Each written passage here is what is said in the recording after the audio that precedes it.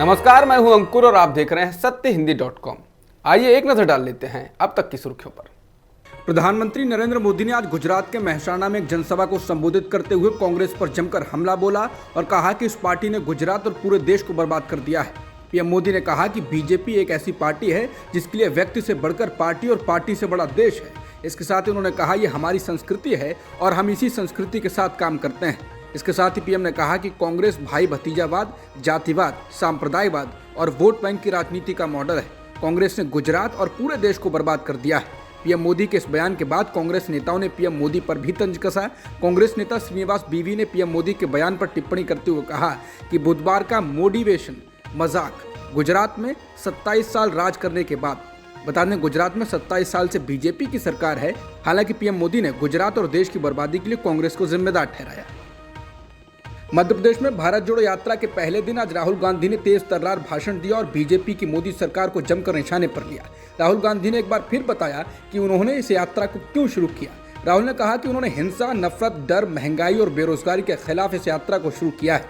उन्होंने कहा कि उनके पास इस यात्रा को करने के अलावा कोई चारा ही नहीं बचा था, क्योंकि मीडिया हमारी बात नहीं उठाता है, लोकसभा में माइक बंद कर दिए जाते हैं और बाकी संस्थानों पर भी बीजेपी और आरएसएस ने दबाव डाल रखा है। ये यात्रा ही जनता से सीधा जुड़ने का रास्ता था। राहुल ने कहा कि हमने सोचा भी नहीं था कि इतना प्यार, इतना समर्थन हिंदुस्तान के लोग इस यात्रा को देंगे। राहुल ने कहा कि मैं इस यात्रा में बस किसानों, मजदूरों, युवाओं की बातों को सुनता हूँ, लोगों की मन की बात सुनता हूँ और रात में बस 15 मिनट अपनी बात कहता हूँ। आज महाराष्ट्र के पूर्व मंत्री और पूर्व मुख्यमंत्री उद्धव ठाकरे के बेटे आदित्य ठाकरे ने बिहार के सीएम नीतीश कुमार और डिप्टी सीएम तेजस्वी यादव से पटना में मुलाकात की। इस दौरान आदित्य ठाकरे के साथ प्रियंका चतुर्वेदी भी नजर आईं। मुलाकात के बाद मीडिया से बात करते हुए आदित्य ठाकरे ने कहा, आज अलग अलग विषयों पर चर्चा हुई है। देश में जो भी युवा महंगाई, रोजगार और संविधान के लिए काम करना चाहता है, अगर वो आपस में बातचीत करते रहें तो देश में कुछ अच्छा कर सकेंगे। वहीं तेजस्वी यादव ने कहा, अभी लोकतंत्र और संविधान को बचाने की चुनौती हमारे सामने है और इसे बचाने के लिए हमसे जो बनेगा वो हम करेंगे। बता दें, नीतीश कुमार ने जब से आरजेडी के साथ सरकार बनाई है वो विपक्षी नेताओं से मुलाकात कर रहे हैं और 2024 लोकसभा चुनाव से पहले वो विपक्ष को एकजुट करने की कोशिश में लगे हुए हैं। इस सबके बीच आदित्य ठाकरे ने नीतीश और तेजस्वी से मुलाकात की है। कांग्रेस ने असम के मुख्यमंत्री हेमंत बिस्वा शर्मा के राहुल गांधी के चेहरे की तुलना सद्दाम हुसैन से करने पर पलटवार किया है। कांग्रेस नेता मनीष तिवारी ने कहा कि हेमंत बिस्वा शर्मा एक ट्रोल की तरह बात कर रहे हैं। उन्होंने कहा कि मुझे लगता है ये बहुत ज़रूरी है कि हम सार्वजनिक रूप से भाषा की मर्यादा को बनाए रखें। दुर्भाग्य से असम के मुख्यमंत्री जब इस तरह की बातें करते हैं तो वो एक ट्रोल की तरह लगते हैं। बता दें, मंगलवार को गुजरात में असम के मुख्यमंत्री ने एक चुनावी रैली में राहुल गांधी को लेकर कहा था, अभी अभी मैंने देखा कि उनका चेहरा भी बदल गया है। चेहरा अगर थोड़ा चेंज हुआ है तो कुछ बुरा नहीं है, लेकिन आपको चेहरा चेंज ही करना है तो थोड़ा वल्लभ भाई पटेल जैसा कर लो, नहीं तो जवाहरलाल नेहरू जैसा कर लो, वो भी चलेगा। गांधी जी जैसा हो तो और अच्छा है, लेकिन आपका चेहरा सद्दाम हुसैन जैसा क्यों होता जा रहा है। एक और जहां सचिन पायलट के खेमे के नेता गहलोत को मुख्यमंत्री पद से हटाने और पायलट को बनाने की मांग कर रहे हैं और गुर्जर नेता विजय सिंह बैंसला भारत जोड़ो यात्रा का विरोध करने की चेतावनी दे रहे हैं। इस बीच अब मीडिया में सूत्रों के हवाले से खबर आई है कि सचिन खेमे ने बैंसला के बयान से खुद को अलग कर लिया है और कहा है कि राहुल की यात्रा से उनकी मांगों का कुछ लेना देना नहीं। देर शाम को खुद सचिन पायलट ने साफ किया है कि राहुल गांधी की यात्रा राजस्थान में ऐतिहासिक होगी। पायलट ने कहा कि राहुल गांधी जी जनता के बीच में पैदल चलकर लाखों लोगों के साथ मिलते हुए भारत जोड़ो यात्रा कर रहे हैं। इससे पूरे देश में एक सकारात्मक संदेश गया है। राजस्थान में कांग्रेस की सरकार है, यहां पर यात्रा ऐतिहासिक रहेगी।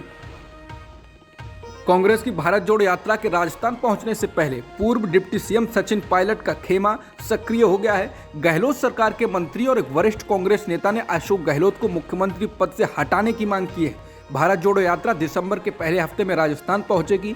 पत्रकारों से बातचीत में राजस्थान के वन मंत्री हेमाराम चौधरी और राज्य कृषि उद्योग बोर्ड की उपाध्यक्ष सुचित्रा आर्य ने सचिन पायलट को मुख्यमंत्री बनाने की मांग की है। हेमाराम चौधरी ने बाड़मेर में पत्रकारों से बातचीत में कहा कि राजस्थान में नए चेहरों को मौका देने का वक्त आ गया है।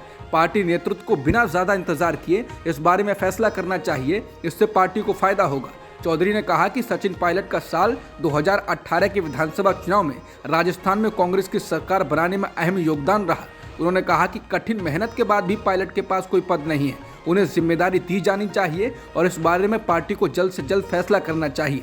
जबकि सुचित्रा आर्य ने जयपुर में कहा, कि पायलट को मुख्यमंत्री बनाया जाना चाहिए। उन्होंने पत्रकारों से बातचीत में कहा कि अगर स्थितियां नहीं बदलती हैं तो पार्टी टूट जाएगी। सचिन पायलट एक अहम चेहरे हैं और लाखों लोग उन्हें सुनने के लिए आते हैं। हर बात की एक सीमा होती है और अब उन्हें मुख्यमंत्री बनाया जाना चाहिए। उन्होंने कहा कि तभी कांग्रेस राजस्थान की सत्ता में लौट सकती है। चुनाव आयुक्त की नियुक्ति की प्रक्रिया को लेकर सुप्रीम कोर्ट में आज भी सुनवाई हुई है। सुनवाई के दौरान सुप्रीम कोर्ट की संविधान पीठ ने निर्वाचन आयोग पर सवाल उठाते हुए एक उदाहरण के साथ सरकार से पूछा कि क्या कभी किसी पीएम पर आरोप लगे तो क्या आयोग ने उनके खिलाफ एक्शन लिया है। पीठ ने सरकार से कहा कि आप हमें निर्वाचन आयुक्त की नियुक्ति की पूरी प्रक्रिया समझाएं। हाल ही में आपने एक आयुक्त की नियुक्ति की है, किस प्रक्रिया के तहत आपने उनको नियुक्त किया है। जस्टिस रस्तोगी ने सरकार से दो टूक पूछा, आप चुनाव आयुक्त की नियुक्ति करते समय सिर्फ नौकरशाहों तक ही सीमित क्यों रहते हैं। अटॉर्नी जनरल ने कहा, ये तो एक अलग बहस हो जाएगी। अगर किसी मामले में कोई घोषणा पत्र है तो हम उसका पालन कैसे नहीं करेंगे। इससे पहले अटॉर्नी जनरल ने कहा, यह कहना कि सरकार पिक एंड चूज यानी मनपसंद अफसर को उठाकर ही नियुक्त कर देती है, ऐसा नहीं है। Justice KM. जोसेफ ने कहा, हमें एक चुनाव आयुक्त की जरूरत है जो पीएम के खिलाफ भी कार्रवाई कर सके। उदाहरण के लिए मान लीजिए कि प्रधानमंत्री के खिलाफ कुछ आरोप हैं और चुनाव आयोग को कार्रवाई करनी है, लेकिन चुनाव आयुक्त कमजोर है, वो एक्शन नहीं करता है। क्या ये सिस्टम का पूर्ण रूप से ब्रेकडाउन नहीं है। सीईसी को राजनीतिक प्रभाव से अछूता माना जाता है और स्वतंत्र होना चाहिए। ये ऐसे पहलू हैं जिन पर आपको ध्यान रखना चाहिए। हमें चयन के लिए एक स्वतंत्र तंत्र की आवश्यकता है, न कि सिर्फ कैबिनेट की कमेटियों का कहना है कि बदलाव की सख्त जरूरत है। राजनेता भी छत से चिल्लाते हैं लेकिन कुछ नहीं होता है। चुनाव आयोग को लेकर सरकार की ओर से सुप्रीम कोर्ट में लगातार बचाव किया जा रहा है। सॉलिसिटर जनरल तुषार मेहता ने सुप्रीम कोर्ट से कहा, यह संसद का डोमेन है, इसमें अदालत को नहीं जाना चाहिए। अदालत को ऐसे रास्ते में नहीं जाना चाहिए जो संविधान द्वारा दिए गए अधिकारों के पृथकीकरण में छेड़छाड़ करता हो। बता दें, सुप्रीम कोर्ट की ओर से राय दी गई कि मुख्य चुनाव आयुक्त की नियुक्ति करने वाली समिति में चीफ जस्टिस ऑफ इंडिया को भी होना चाहिए, जिससे गड़बड़ी का कोई सवाल ही ना हो। हालांकि एसजी तुषार मेहता ने कहा, इसी तरीके से सीएजी और राज्यपालों की नियुक्तियां भी होती हैं। कल को सवाल उठेगा कि इसमें भी प्रक्रिया बदले। नियुक्ति प्रक्रिया का जबरदस्त तरीके से बचाव करते हुए एसजी तुषार मेहता ने कहा, अगर कानून की आवश्यकता है तो आप संसद को सुझाव दे सकते हैं। न्यायालय परमादेश जारी नहीं कर सकता। न्यायालय ऐसा कुछ नहीं कर सकता जो संसद को करना चाहिए। राष्ट्रपति सर्वोच्च अधिकारी है, वो नियुक्त करते हैं। उनके पास कानून के अभाव में एक तंत्र है। आप नियुक्ति को सिर्फ इसलिए अवैध नहीं कह सकते हैं क्योंकि कोई कानून नहीं है। उन्होंने कहा कि नौकरशाह कमाल का काम कर रहे हैं, वो नीतिगत फैसलों को लागू कर रहे हैं। भ्रष्ट अक्षम नौकरशाह हो सकते हैं, इसमें कोई शक नहीं, लेकिन पूरी नौकरशाही बिरादरी को एक ब्रश से पेंट नहीं किया जा सकता। संविधान की सीमा के भीतर कार्यपालिका की स्वतंत्रता पवित्र है। अदालत केवल सुझाव दे सकती है, आदेश जारी नहीं कर सकती। किसी भी मुख्य चुनाव आयुक्त का लंबे समय से 6 साल का कार्यकाल पूरा ना होने को लेकर सुप्रीम कोर्ट ने सवाल उठाया था। सुप्रीम कोर्ट ने इसको स्वतंत्रता में बाधा बताया था। साथ ही कहा था कि इसके कारण मुख्य चुनाव आयुक्त चुनाव प्रक्रिया में सुधार नहीं ला पाते, वो अपने नजरिए से काम ही नहीं कर पाते, क्योंकि सरकार द्वारा ऐसे नौकरशाहों को नियुक्त किया जाता है जिनकी आयु 65 वर्ष होने वाली होती है और वो 6 साल पूरे होने से पहले ही रिटायर हो जाते हैं। इसको लेकर केंद्र सरकार ने जवाब देते हुए अटॉर्नी जनरल आर वेंकटरमणी ने कहा, हर बार नियुक्ति वरिष्ठता के आधार पर की जाती है। एक मामले को छोड़कर हमें चुनाव आयोग में व्यक्ति के पूरे कार्यकाल को देखने की जरूरत है, न कि सिर्फ सीईसी के रूप में। 2-3 अलग अलग उदाहरणों को छोड़कर पूरे बोर्ड में वो कार्यकाल 5 साल का रहा है। इसलिए मुद्दा ये है कि कार्यकाल की सुरक्षा को लेकर कोई समस्या नहीं है। कोर्ट ने पूछा, क्या ईसी के रूप में नियुक्ति स्तर के लिए कोई तंत्र है और क्या सीईसी के रूप में नियुक्ति के लिए कोई प्रक्रिया है। इस पर अटॉर्नी जनरल ने कहा, यह परंपरा के आधार पर किया जाता है। सीईसी की कोई अलग नियुक्ति प्रक्रिया नहीं है। ईसी के रूप में नियुक्ति होती है और फिर वरिष्ठता के आधार पर सीईसी नियुक्त किया जाता है। सुप्रीम कोर्ट की एक संविधान पीठ ने सोमवार को चुनाव आयुक्त के रूप में पूर्व नौकरशाह अरुण गोयल की हालिया नियुक्ति से संबंधित फाइलों को देखने के लिए मांगा है। सुप्रीम कोर्ट ने चुनाव आयुक्त की नियुक्ति पर बड़ा दखल देते हुए कहा कि सुनवाई शुरू होने के 3 दिन के भीतर नियुक्ति हो गई। नियुक्ति को लेकर अर्जी दाखिल करने के बाद ये नियुक्ति की गई है। हम जानना चाहते हैं कि नियुक्ति के लिए क्या प्रक्रिया अपनाई गई। याचिकाकर्ता की ओर से पेश अधिवक्ता प्रशांत भूषण ने कहा कि अरुण गोयल को गुरुवार को सेवा से स्वैच्छिक सेवानिवृत्ति दी गई थी और उनकी नियुक्ति 21 नवंबर को अधिसूचित कर दी गई। भूषण ने कहा कि अरुण गोयल की हाल ही में की गई नियुक्ति उन्हें स्वैच्छिक रिटायरमेंट देकर की गई है। चुनाव आयुक्त के रूप में नियुक्त किए गए सभी लोग रिटायर्ड लोग होते हैं, लेकिन गोयल तो सरकार में वर्तमान सचिव थे। गुरुवार को इस अदालत ने दलीलें सुनी थी। शुक्रवार को उन्हें स्वैच्छिक सेवानिवृत्ति दे दी गई थी। उनका नियुक्ति आदेश शनिवार या रविवार को जारी किया गया और सोमवार को उन्होंने काम करना शुरू कर दिया। भूषण ने कहा कि पद मई से खाली पड़ा हुआ था तो क्या प्रक्रिया अपनाई गई, एक दिन में इतनी जल्दबाजी में आपने उनके वीआरएस के माध्यम से नियुक्ति कर दी। संविधान पीठ की अध्यक्षता कर रहे जस्टिस के.एम. जोसेफ ने कहा कि आमतौर पर वीआरएस के लिए कर्मचारी को 3 महीने का नोटिस देना होता है। भूषण ने जवाब दिया कि उन्हें संदेह है कि नोटिस भी दिया गया है या नहीं दिया गया है, इसीलिए अदालत को रिकॉर्ड मांगना चाहिए। हाल ही में नियुक्त किए गए चुनाव आयुक्त अरुण गोयल की नियुक्ति संबंधी फाइलें मांगे जाने का भारत के अटॉर्नी जनरल आर वेंकटरमणी ने विरोध किया। उन्होंने इस मामले में गोयल की नियुक्ति के मुद्दों को लाने पर आपत्ति जताई, जहां अदालत एक बड़े मुद्दे पर विचार कर रही है। उन्होंने कहा कि मैं इसका मजबूती से विरोध करता हूं। उन्होंने कहा कि भूषण द्वारा अनुमानित नियुक्ति के पीछे कोई डिजाइन नहीं है। इसके जवाब में जस्टिस जोसेफ ने कहा, हम चाहते हैं कि आप इससे संबंधित फाइलें पेश करें। अगर आप सही हैं, जैसा कि आप दावा कर रहे हैं, तो फिर घबराने की जरूरत नहीं है। सुप्रीम कोर्ट ने कहा कि उचित होता अगर अदालत की सुनवाई के दौरान नियुक्ति ना की गई होती। गुजरात विधानसभा चुनाव में बीजेपी पार्टी के अधिकृत उम्मीदवारों के खिलाफ चुनाव लड़ने वाले बागी नेताओं को लेकर बेहद सख्त है। पार्टी ने 12 और ऐसे नेताओं को निलंबित कर दिया है जो पार्टी उम्मीदवार के खिलाफ चुनाव मैदान में उतरे। ये सभी 12 नेता विधानसभा चुनाव में टिकट के दावेदार थे। अब तक कुल 19 नेताओं को पार्टी निलंबित कर चुकी है। गुजरात बीजेपी के अध्यक्ष CR पाटिल ने कहा है, इन सभी नेताओं को 6 साल के लिए पार्टी से निलंबित किया गया है। इन नेताओं में दीनू भाई पटेल, मधुभाई श्रीवास्तव और कुलदीप सिंह रावल भी शामिल हैं। बता दें, इससे पहले हिमाचल प्रदेश के विधानसभा चुनाव में भी बीजेपी को बड़े पैमाने पर बगावत का सामना करना पड़ा था। फतेहपुर सीट से उम्मीदवार कृपाल सिंह परमार तो इसलिए चर्चित हुए थे क्योंकि प्रधानमंत्री नरेंद्र मोदी के फोन करने के बाद भी वो चुनाव मैदान से नहीं हटे थे। आम आदमी पार्टी नेता और दिल्ली सरकार के मंत्री सत्येंद्र जैन को कोर्ट से राहत मिली है। तिहाड़ जेल में बंद आप के मंत्री सत्येंद्र जैन का वीडियो वायरल होने के मामले में कोर्ट ने तिहाड़ जेल प्रशासन को नोटिस जारी किया है। दिल्ली के मंत्री और आम आदमी पार्टी के विधायक सत्येंद्र जैन ने कोर्ट से मांग की है कि मीडिया चैनलों पर चलाए जा रहे CCTV फुटेज के प्रसारण को रोका जाए। कोर्ट में गुरुवार को फिर से इस मामले पर सुनवाई होगी। बुधवार को सुनवाई के दौरान जैन की ओर से वकील राहुल मेहरा ने कोर्ट में कहा कि फिर से एक वीडियो को लीक कर दिया गया है और जेल प्रशासन और ED इसे लेकर पल्ला झाड़ रहे हैं। बीजेपी ने बुधवार को दिल्ली सरकार के मंत्री सत्येंद्र जैन का नया वीडियो जारी कर दिया। इस वीडियो में सत्येंद्र जैन तिहाड़ जेल के भीतर खाना खाते हुए दिख रहे हैं। बीजेपी ने कहा कि सत्येंद्र जैन को बाहर से खाना लाकर दिया जा रहा है और उन्हें खाना, सलाद, फल सब कुछ दिया जा रहा है, जबकि कुछ दिन पहले ही सत्येंद्र जैन ने अदालत से शिकायत की थी कि उन्हें तिहाड़ जेल में पर्याप्त खाना नहीं मिल रहा है और उनका वजन 28 किलो गिर गया है। इस वीडियो में सत्येंद्र जैन खाने के साथ ही सलाद, फल खाते हुए दिखाई देते हैं और उनके लिए खाना और सलाद लाने वाले 2 लोग भी वीडियो में दिख रहे हैं। उन्हें यह खाना प्लास्टिक के बॉक्स में दिया गया है और जेल के भीतर इस तरह खाना नहीं दिया जाता है। बीजेपी के राष्ट्रीय प्रवक्ता शहजाद पूनावाला ने पूछा है कि अरविंद केजरीवाल अब किस आधार पर सत्येंद्र जैन को मंत्री बनाए रखेंगे या उनका बचाव करने के लिए अभी भी अरविंद केजरीवाल और आम आदमी पार्टी के लोग सामने आएंगे।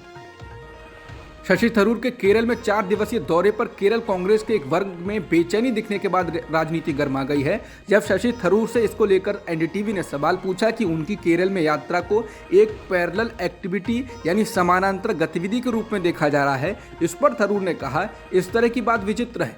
तिरुवनंतपुरम के सांसद ने कहा, मैं ये जानने के लिए बहुत उत्सुक हूँ कि उनका दौरा किससे समानांतर है।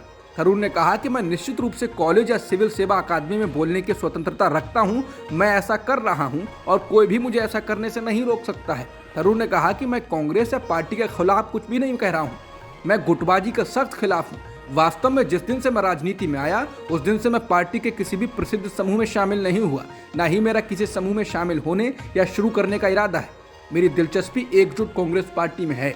ये पूछे जाने पर कि क्या वो 2026 के राज्य चुनाव से काफ़ी पहले खुद को एक बड़े नेता या मुख्यमंत्री पद के चेहरे के रूप में पेश कर रहे हैं, उन्होंने कहा कि कोई भी खुद को किसी भी तरह से पेश नहीं कर सकता, ये जनता को तय करना है, या तो वो आपको चाहते हैं या वो नहीं चाहते हैं। बता दें, केरल कांग्रेस के वरिष्ठ नेता VD सतीशन ने कहा कि केरल में कांग्रेस और अधिक पैरेलल एक्टिविटीज़ को बर्दाश्त नहीं कर सकती है। विधानसभा चुनावों में 2 हार झेलने के बाद पार्टी वापसी की मुद्रा में है। वहीं थरूर ने कहा कि उनके दौरे का राजनीति से कुछ भी लेना देना नहीं। श्रद्धा हत्याकांड केस में एक बहुत बड़ा खुलासा हुआ है। श्रद्धा को अपने प्रेमी आफ्ताब पूनावाला से जान का खतरा था और इसको लेकर श्रद्धा ने वसई पुलिस स्टेशन में आज से ठीक 2 साल पहले 23 नवंबर 2020 को आफ्ताब के खिलाफ शिकायत दर्ज कराई थी और अपनी जान को खतरा बताया था। जैसे जैसे श्रद्धा वॉकर मर्डर केस की जांच आगे बढ़ रही है, वैसे वैसे हर रोज नए खुलासे हो रहे हैं। हालांकि अब वसई पुलिस की जांच पर भी सवाल उठ रहे हैं। शिकायत में श्रद्धा ने कई ऐसे चौंकाने वाले खुलासे किए। उसने कहा कि आफताब उसे गंदी गंदी गालियां देता है, उसके साथ मारपीट करता है। आज आफताब ने मेरा गला घोटने की कोशिश की और जब वो डर गया तो मुझे इमोशनल ब्लैकमेल करने लगा। श्रद्धा ने चिट्ठी में आगे लिखा है, वो मुझे हर रोज धमकियां देता है और कहता है कि वो मेरी बॉडी के टुकड़े कर उन्हें दूर फेंक देगा। आफताब पिछले 6 महीने से मेरे साथ मारपीट कर रहा है, लेकिन मुझ में इतनी हिम्मत नहीं है कि मैं उसकी शिकायत कर सकूं। आफताब के माता पिता को इस बात की जानकारी है कि वो मेरे साथ गाली गलौज और मारपीट करता है। उत्तराखंड में हुए अंकिता भंडारी हत्याकांड को लेकर अंकिता के परिजन इंसाफ की गुहार लगा रहे हैं। अंकिता के परिजनों ने उसकी हत्या की सीबीआई जांच करने की मांग की है। उनका आरोप है कि इस मामले में जांच कर रही एसआईटी दबाव में है और वो दोषियों को बचाने की कोशिश कर रही है। अंकिता के पिता वीरेंद्र सिंह भंडारी का कहना है कि उन्हें एसआईटी की जांच पर भरोसा नहीं और इसलिए वो अपनी बेटी की हत्या की सीबीआई जांच चाहते हैं। बता दें, उत्तराखंड में 18 सितंबर से लापता हुई अंकिता भंडारी का शव 24 सितंबर की सुबह मिला था। इस मामले में वनंतरा रिजॉर्ट के मालिक पुलकित आर्य, रिसोर्ट के प्रबंधक सौरभ भास्कर और सहायक प्रबंधक अंकित उर्फ पुलकित गुप्ता को गिरफ्तार किया गया था। अंकिता इस रिसोर्ट में रिसेप्शनिस्ट के पद पर थी और मौत से कुछ दिन पहले ही उसे ये नौकरी मिली थी। अंकिता भंडारी की हत्या के मामले में मुख्य अभियुक्त पुलकित आर्य के पिता और भाई पर राज्य की बीजेपी सरकार और संगठन ने कार्रवाई की थी। पुलकित आर्य के पिता और बीजेपी नेता डॉक्टर विनोद आर्य को पार्टी ने बाहर का रास्ता दिखा दिया था। डॉक्टर विनोद आर्य बीजेपी में ओबीसी मोर्चा की राष्ट्रीय कार्यकारिणी के सदस्य थे और यूपी के सह प्रभारी भी थे। डॉक्टर विनोद आर्य के पुत्र अंकित आर्य को भी बीजेपी से निष्कासित कर दिया गया। अंकिता के पिता ने धरना स्थल पर कहा कि अंकिता की हत्या के बाद इस मामले में सबूतों को खत्म कर दिया गया था। वनंतरा रिसोर्ट के बगल में जो फैक्ट्री थी, उस फैक्ट्री में बने कमरों में भी आग लगा दी गई थी। उन्होंने कहा कि इन कमरों में ही अभियुक्त रहते थे। अंकिता के पिता ने कहा कि राज्य के मुख्यमंत्री पुष्कर सिंह धामी ने उन्हें भरोसा दिलाया था कि इस मामले में फास्ट ट्रैक कोर्ट के जरिए जांच कराई जाएगी, लेकिन कुछ नहीं हुआ। मेघालय में असम नंबर वाले कई वाहनों में बुधवार को आग लगा दी गई। मेघालय असम सीमा पर बुधवार को भी तनाव कायम है।